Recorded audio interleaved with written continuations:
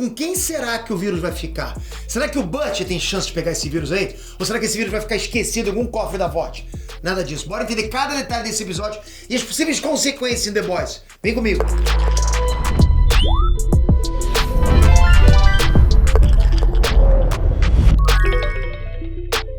Inestrantes, Peter aqui! Que episódio insano, galera. Que série top, hein? Muita gente, tava falando, no início, caramba, acho que não vai ficar igual The Boys. Tava comparando, não, The Boys é muito melhor, não chega aos pés. Galera, tem gente agora que tá dizendo que essa série tá melhor que The Boys. Eu sou um deles. Eu arrisco a dizer que essa série tem uma trama mais bem elaborada até do que The Boys. A Amazon simplesmente aniquilou qualquer expectativa que a gente criou antes, sabe? Foi um plot twist atrás do outro.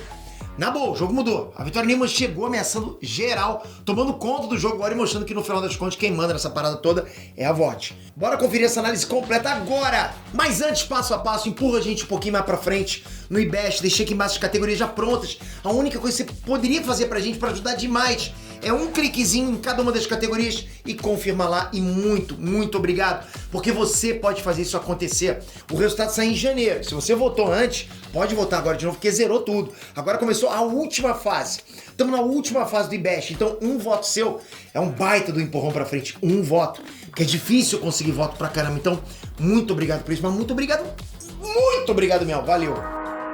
Vamos lá! O episódio começa com a Indira Sherry ameaçando o Cardosa para que ele não entregue ela pra VOT, né? O plano é aumentar a capacidade de contágio do vírus, que por enquanto só é capaz de transmitir através de contato direto com o fluido corporal. Então, de um episódio para o outro, o Dr. Cardosa conseguiu deixar o vírus contagioso, igual a Sherry queria. Mas ele percebeu que ela estava querendo tomar um rumo diferente das vontades da VOT. Então não dá para saber se o vírus, no estágio final dele, ficou contagioso pelo ar. A única certeza é que ele é extremamente letal para os supers. Inclusive a cena com os alunos trancafiados é de doer o coração. Porque dá pra perceber que qualquer um é pego e jogado ali, sabe? Não é só os alunos iguais ao Sam que tinham algum distúrbio. Qualquer aluno que não tem relevância comercial pode acabar na floresta. O episódio continua construindo todos os elementos que vão se encontrar no final. E o próximo passo é a Kate. A galera tá num bar, cheio de bonequinhos de super-heróis, incluindo os bonequinhos Funko da Starlight, do Homelander, do Black Noir, enfim. Nessa cena, a Kate mostra que tá cada vez mais forte. Nesse episódio, olha isso, percebe que tá aumentando? Nesse episódio ela é capaz de ouvir o pensamento de todas as pessoas do bar, no nível Jean Grey. Depois de tudo que eu vi, é quase certeza que com o tempo a Kate vai poder controlar as pessoas sem tocar nelas. Dá pra perceber isso, né? Igual a Jean faz. Até o professor Xavier. Olha o nível que ela tá chegando. Os remédios da Indira limitam bastante os poderes da Kate. Por isso que depois desse episódio, por mais poderosa que eu acho que a Marie seja, que ela possa ser, a Kate pode estar no nível acima dela. Eu acho que ela tá. O que eu quero dizer é que se as duas saíssem na porrada, seria um duelo de faroeste. Quem atirar primeiro e acertar vence, entende? É aquela velha história, mas eu falou de tal vence, mas o outro pode vencer também. Pode vencer. É quem acertar primeiro. Nessa cena aí também foi mostrado na TV, no programa do Cameron Coleman, aquele jornalista comprado a VOT, né? No início ele tá atacando a Victoria Newman, mais uma vez, mostrando a falsa disputa social entre a Newman e a VOT. Pra quem não lembra, a Newman trabalhava pros interesses da VOT do pai dela, o Stan Edgar. Mas na terceira temporada ela traiu o Stan Edgar e ficou do lado do Homelander. Mesmo assim, aquele teatrinho político, né, continuou. Com a Newman de um lado atacando o Homelander e do outro o Homelander lutando pelos super-heróis e atacando a Newman. A diferença desse conflito é que antes era real o ódio do Homelander pela Newman. Agora ele também sabe que ela é uma super e que tá jogando no mesmo time dele. E ela segue à risca o ensinamento que o Stan Edgar passou pra ela. Jogar nos dois times ao mesmo tempo. É pisar em ovos, né, cara? Tu ir contra um super, tem que realmente jogar nos dois times. E esse método de jogar nos dois times define o episódio inteiro. Mostrando que por mais que as pessoas lutem, a VOT tá no comando acima de tudo. Acima de todo mundo, não tem jeito. De um lado a gente tem os heróis mais radicais que vão seguir o Homelander pelo direito de serem heróis, né? E de usarem também os poderes do jeito que eles quiserem. Ainda mais, vai ter o Homelander como herói, vai fazer o quê contra ele, né? Como líder, né? Essa galera de longe, ok? Ela me lembra a Irmandade dos Mutantes e as causas do Magneto, que olhava lá pros humanos, né? Como se eles fossem inferiores. Do outro lado, a gente vai ter heróis que vão lutar pra mostrar pros humanos que nem todo super é ruim. Galera, mais uma vez, isso é a essência dos X-Men. Os dois lados sofreram por causa da crueldade dos humanos, mas um lado preferiu se mostrar como superior e o outro tenta proteger os humanos. Percebe? Tá praticamente o clone, né, dos X-Men. Então fica um lado contra, outro lado a favor dos humanos, mesmo os humanos que querem o fim deles. como é o caso da Indira Sherry. A Sherry foi vítima dos supers, ela perdeu a filha e o marido naquele voo 37 que o Homelander não salvou, ainda tacou o terror nos passageiros, lembra? A maior crueldade que alguém podia ter feito foi o Homelander que fez. O Homelander causou isso na Indira. Eu confesso pra vocês que eu fiquei até o último minuto esperando o Butcher aparecer naquele episódio lá. Mas infelizmente a gente ficou só com a Grace Mallory, né? Que diferente de antes, agora tá tentando ter limites enquanto monitora as atividades dos supers. Mesmo assim, depois do encontro com a Indira Sherry, a Mallory deixou gravando a conversa e pediu pra pessoa do outro lado da linha ficar de olho na Indira. Eu não sei quem foi essa pessoa, mas se a série fez questão de mostrar isso, é porque a gente vai ver essa pessoa em algum momento no último episódio. Poderia facilmente ser o Butcher, né? Até porque ele foi citado pela Mallory na conversa. Mas é provável que seja o Hughie. Primeiro porque nos quadrinhos ele se infiltra na escola. Segundo porque se o Butcher aparece ali, galera, eu não sei nem se sobra elenco pra uma próxima temporada de Gen-V, né? Tipo, o cara vai ser o principal ali e vai matar todo mundo. Continuando com o assunto da raiva dos supers com os humanos, o Sam é arrastado pelo Rufus pra palestra da Newman na universidade. Dá pra ver pelo discurso da Newman que ele tá querendo chegar ao poder agradando todo mundo, né? Inclusive dando direitos pros supers. Mas uma parte dos alunos não querem saber de direito para supers. Não querem saber de viver em harmonia com humanos comuns. Porque na verdade eles são os melhores, são diferentes, são mais poderosos. É basicamente o discurso do Homelander se espalhando pros mais jovens. E pô, o Sam é um menino que passou um bom tempo sofrendo experimentos nas mãos dos humanos, né? É bem compreensível que no meio dessa injustiça toda aí que ele sofreu, ele se identifique com esses alunos e com o discurso do Homelander. O Sam viveu na pele o que o Homelander dizia que sofria, sabe? Com a censura, o controle. O Sam realmente viveu isso ao extremo. E os temas ficam cada vez mais ligados quanto a isso. Porque quando a Kate obriga a Indira Sherry a confessar, dá pra ver que nem todos ali estão assustados com as atrocidades que os supers são capazes de fazer. O Sam e a Kate acham aquilo certo. E na boa, a própria Guerrilhinha, durante todo o episódio, parece que não se assusta o suficiente com o fato desse novo namorado dela aí, né, ter rasgado a pessoa no meio. Ou com a morte daquele cara pelo Homelander. E nessa mesma cena dá pra ver uma certa crueldade por parte da Kate, que além de matar a própria Sherry, ainda obriga a Marie a reviver aquele momento que impede ela de salvar a Sherry. Uma coisa curiosa é que a Kate sabia que a Sherry amava ela apesar de tudo. Ela conseguiu ler a mente dela, mas mesmo assim ela matou a Sherry sem dó nem piedade, ok? Isso me faz lembrar muito Homelander, né, que se aproxima de outras pessoas emocionalmente, mas se for preciso ele vai matar essas pessoas. Tá nem aí, sem pensar muito. Foi assim com a Madeline Steel, né? Foi assim com a Tempesta.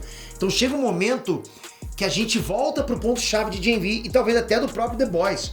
Supers são humanos que tiveram acesso ao poder e foram corrompidos por esse poder. Poder subiu a mente, exatamente isso, né? Tem aquela coisa, fama subir a mente, poder subir a mente. E do lado dos humanos, eles são corrompidos pelas injustiças causadas pelos supers, né? E aí esquecem que os supers também são humanos que foram corrompidos pelo poder. Todo mundo pode ser corrompido, entende? O que eu quero dizer é que não é o composto V que corrompe, mas é trauma. Trauma corrompe a pessoa. O problema é você ser corrompido sendo normal. Outro é você ser corrompido com o poder do Homelander.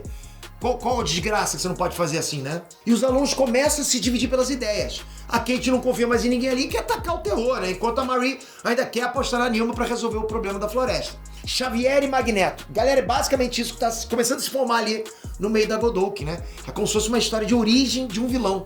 No caso, a Kate. E o pior é que mesmo sem a Sherry, a Godok tinha como objetivo desde o começo estudar super-heróis.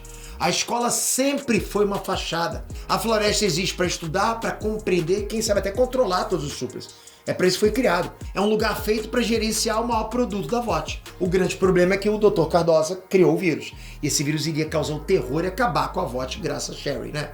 Mas agora a gente não tem mais a Sherry graças a Kate. E a gente não tem mais o vírus na floresta graças a Nilma. Pô, não teve nem mais o Dr. Cardosa agora, que teve a cabeça explodida pela Nilma. Nesse episódio, a Amazon cortou todas as possibilidades que poderiam fazer o Dr. Cardosa ser utilizado pelo Butcher no futuro lá pra derrotar os supers. A gente estava até conjecturando isso, né? Além de apagar a maioria dos segredos da floresta matando o Dr. Cardosa e a Sherry. Então não tem mais nada que possa ter de barganha ali, sei lá, pra alguém, pro Butcher poder usar. Acabou.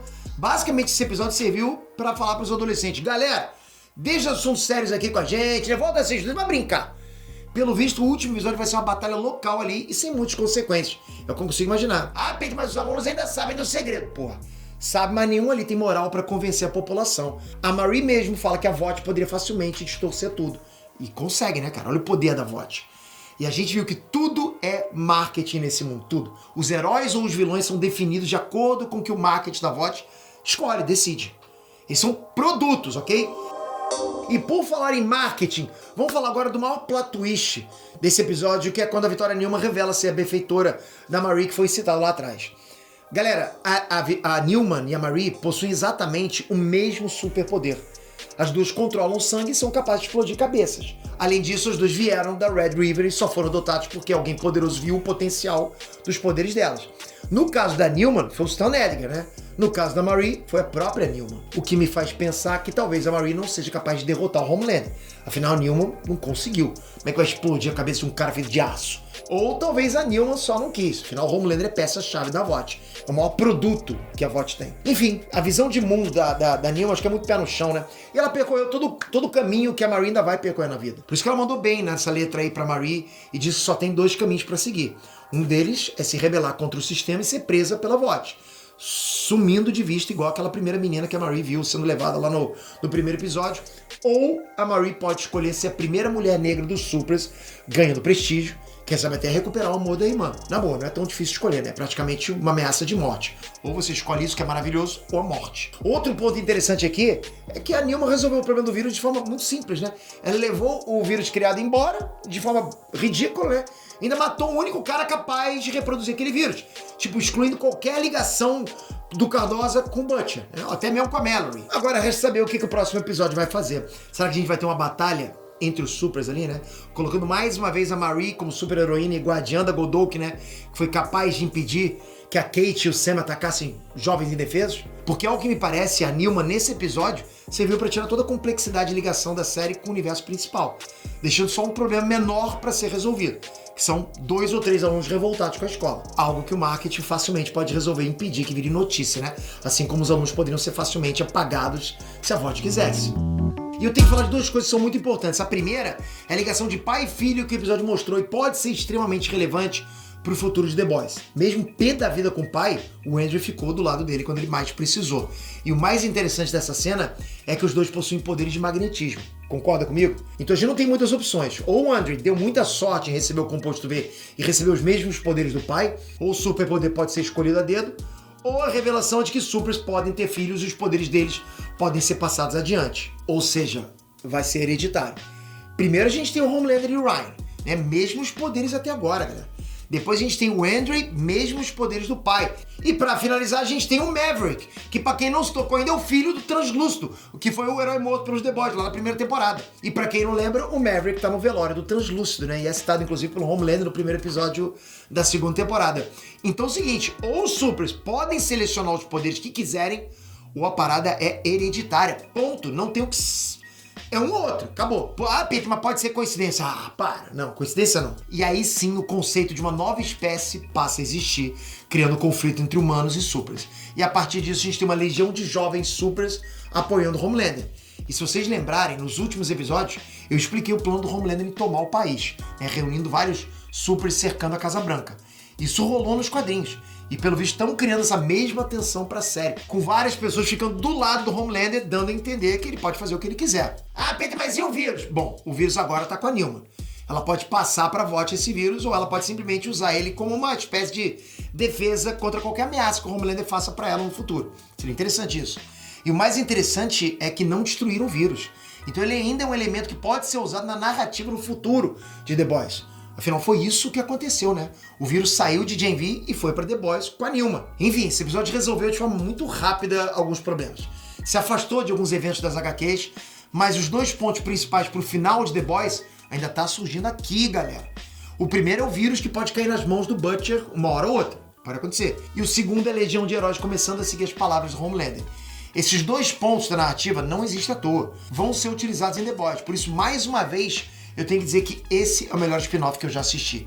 Ele realmente soma ao universo principal da série. Não é só uma referência, não, ok? Ele traz elementos importantes para a narrativa principal. Por isso, Gen V tá cada vez melhor. Completa esse vídeo com um votinho aqui embaixo. dá essa moral pra gente, comenta aqui que votou pra eu poder dar um coraçãozinho, pra poder cumprimentar você. Faz esse favor gigante pra gente, porque obrigação você tem zero, lógico que não. Você já assistiu o vídeo, ajudou pra caramba, mas um votinho aqui, poxa, vai salvar demais. Obrigado de coração. Toca aqui agora, se inscreve no canal com o sininho, porque eu vou trazer mais notícias, mais teorias sobre Gen V, o que vai acontecer com o futuro de The Boys. Então você tem que estar aqui, não só The Boys, né? Tem Loki acontecendo, tem muita coisa rolando na cultura pop. Tamo junto, espero você no próximo vídeo. Valeu, galera! Fui!